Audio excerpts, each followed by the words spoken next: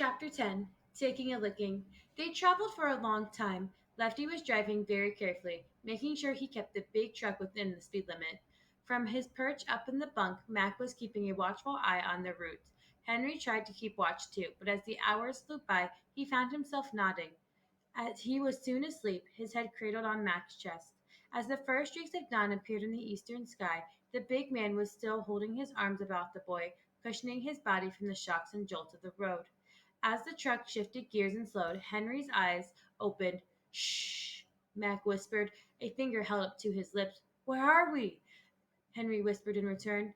Mac put his mouth almost against Henry's ear before he answered. Far out in the country, he said, a long way from nowhere. Now, when we get where we're going, he continued, I want you to keep a sharp eye on me. Don't do anything sudden, and don't run. Let's just be very careful. Here? Henry nodded. He would follow Mac's lead and do as he was told. The big man was a person you could trust, especially in a tight spot. They were traveling along a two-lane road now with just a few houses set wide apart. Lefty was driving the big truck very slowly, looking right and left at every crossroad. Any time now, we're going to turn off, Mac whispered.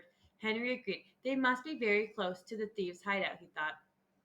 Lefty slowed the truck almost to a crawl and turned down a small dirt road. The truck bounced along the narrow track, turning right and left through the trees, and in a few minutes came to a spot in the groves of pines near a small wooden cabin. When Lefty had turned off the motor, Louis called to them, Gentlemen, we have arrived. Last stop, everybody off. Lefty and Louis opened the cab doors and stepped down out of the truck. Easy now, you two, Louis said as Mac and Henry joined them. No sudden moves, no funny business, no tricks, right? No tricks, Mac said quietly. Louis had his gun in his hand again, Henry could see. With his gun pointed squarely at Mac, the thieves led them into the cabin. It had one room, dirty and desolate looking. A wooden table and chair stood in one corner. Louis prodded Mac and Henry in one direction. There are no windows in the cabin, and no light either, until Louis lit a small lantern that hung from the rafters. Lefty pulled a chair over near the window and sat there, gun in hand, watching carefully. Well, now, Max said, what comes next? What comes next is up to you, Louis said. Play it smart and we leave you here when the job's over. Give us trouble and just don't give us any trouble. With that, Louis drew a chair over near Lefty, and the two of them fell into a quiet conversation. Lefty was angry. That much was clear. What do we do with a load of candy? They heard him say. Louis spent most of his energy trying to keep Lefty calm. Looks like our friends over there bought a pack of trouble, Max said to Henry. Instead of furs, they got something they don't want. Ha ha, said Henry, and they both had a quiet chuckle, followed by several minutes of quiet giggles. When their mirth had subsided, Henry asked Mac what was really going to happen. I don't know, Max said, except for this.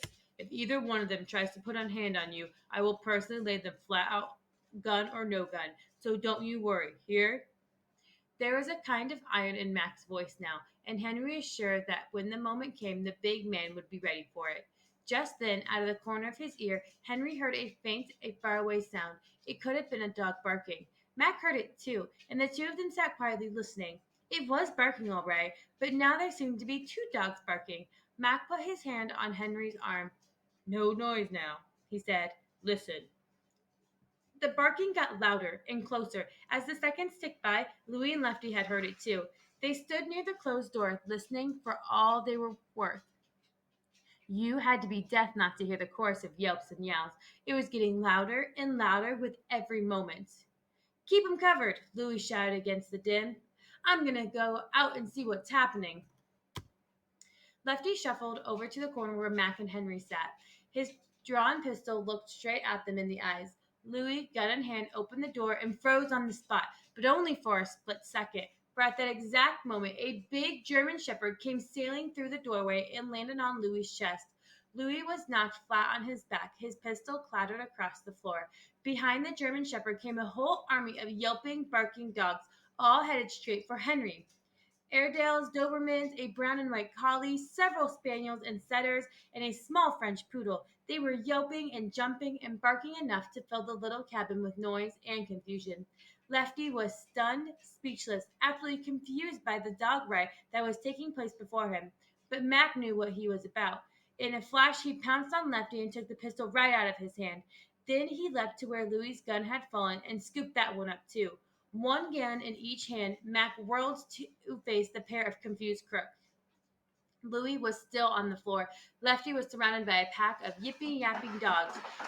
Even if he wanted to run, he couldn't. Henry, of course, was the star attraction for the animal army. They were licking him as if there was some sort of new dog yummy. His arms and legs and face were covered with happy licking dogs, and all of it made him laugh so hard he could scarcely protest. While this was going on, still more dogs were racing into the tiny cabin, and behind them came people, most of them with leashes in their hands, and all of them with the same puzzling story. They had been out walking their dogs when, one after another, the animals had put their noses in the air, sniffed wildly, and began racing madly along the dirt road as if following an irresistible scent. Now, what could have made those animals behave so strangely? And what about those pistols? What was going on in this cabin anyway? Why did it smell like a chocolate shop? It took about an hour and the arrival of the local police to sort it out. Mac had a lot of explaining to do, but when it was over, Louie and Lefty were handcuffed and they were being led away.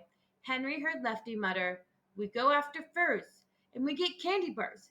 We get to our hideout, and we're invaded by dogs.